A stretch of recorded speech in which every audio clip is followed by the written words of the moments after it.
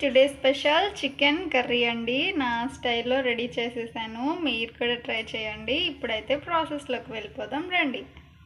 మీద కడాయి పెట్టేసి తగినంత ఆయిల్ యాడ్ చేసుకో.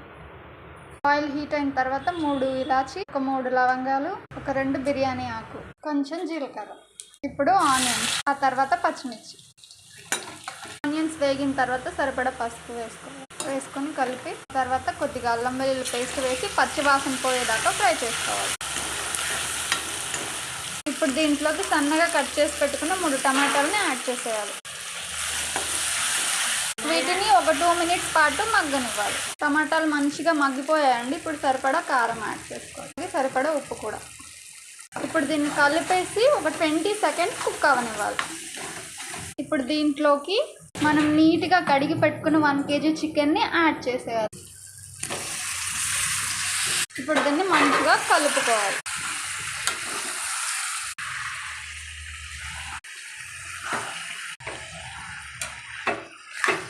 కలిపిన తర్వాత ఒక 3 మినిట్స్ పాటు మూత పెట్టకుండా కుక్ చేసుకోవాలి. ఇలా 3 మినిట్స్ పాటు మూత పెట్టకుండా కుక్ చేసుకోవడం వల్ల చికెన్ నుంచి పచ్చి వాసన అనేది రాకుండా ఉంటుంది.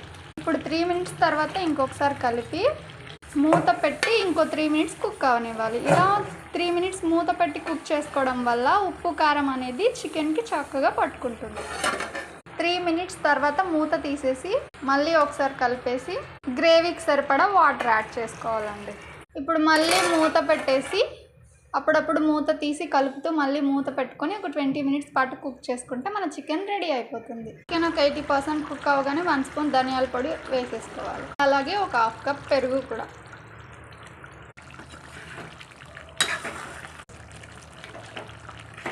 ఇప్పుడు చికెన్ పూర్తిగా కుక్ అయిపోయిందండి. ఇప్పుడు లాస్ట్ అండ్ ఫైనల్ కొత్తిమీర చల్లేసి స్టవ్ ఆఫ్ చేసేది.